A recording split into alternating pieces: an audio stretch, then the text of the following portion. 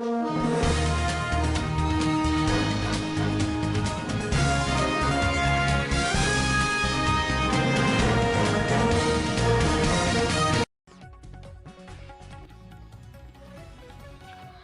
दिया है जान भी देंगे ये वतन तेरे लिए या देशभक्तीपर घोषणांच्या गजरात जत तालुक्यात आज भारतीय थलसेना दिवस मोठ्या सन्मानाने साजरा करण्यात आला।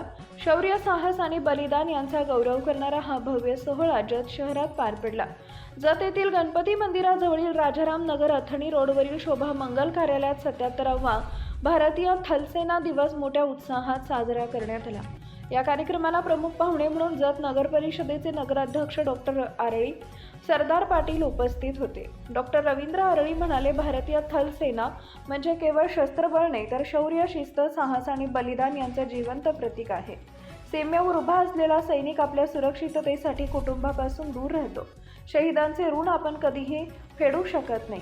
कार्यक्रमाच्या अध्यक्षपदी ऑर्डिनरी कॅप्टन उमाजी महारनूर, विशिष्ट सेवा मेडल आणि ऑर्डिनरी कॅप्टन विजय कुरणे होते।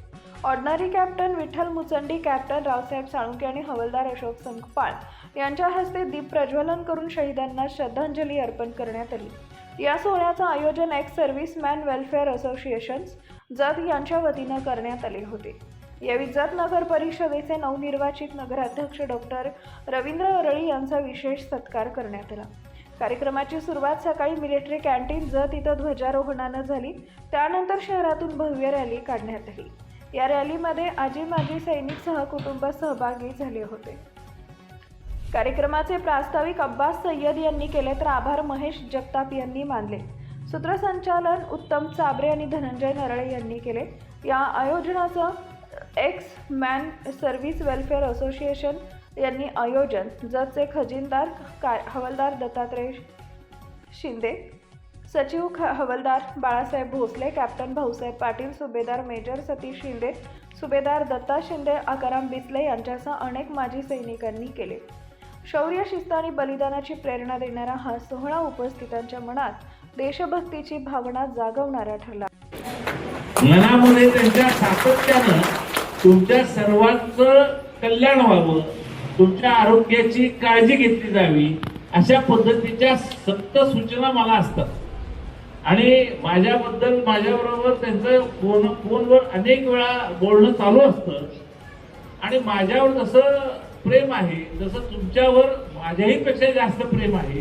त्यामुळे तुमच्या अडचणी सोडवण्यात ते काही कमी पडत नाहीत असं मला वाटतं। बबन आणखीन एक बबन राव म्हणून आहेत रोकडे साहेब, ते मंगळवेढ्याचे आहेत, काही सांगोलेचे प्रमुख आहेत, काही व्यासपीठावर सर्व सन्मान्य आहेत। आता ज्यांनी भाषण केलं ते माजी सैनिक म्हणून ज्यांनी भाषण केलं ते आमचे मित्र सरदार पाटील साहेब आहेत आणि बबनराव रोकडे साहेबांचं मला थोडस मनात बरं काय वाटलं की 2 वेळा माझ्याकडे बघून म्हणले आमदार साहेब, मला ते 2 वेळा आमदार म्हणले आणि खरं म्हणजे माझा क्लेम होता विधान परिषदेसाठी आमदारकी माझी वाट पाहते आहे अजून सुद्धा। त्यांच्या तोंडातून आलेले शब्द खरे निघावेत असं मी भावना व्यक्त करतोय आणि असंच काहीतरी घडतं आणि मग असंच काहीतरी होत जातं आणि तुम्ही सगळे आपले विधानसभेचे आमदार आणि मी विधान परिषदेचा व्हावा अशी माझी पण भावना आहे।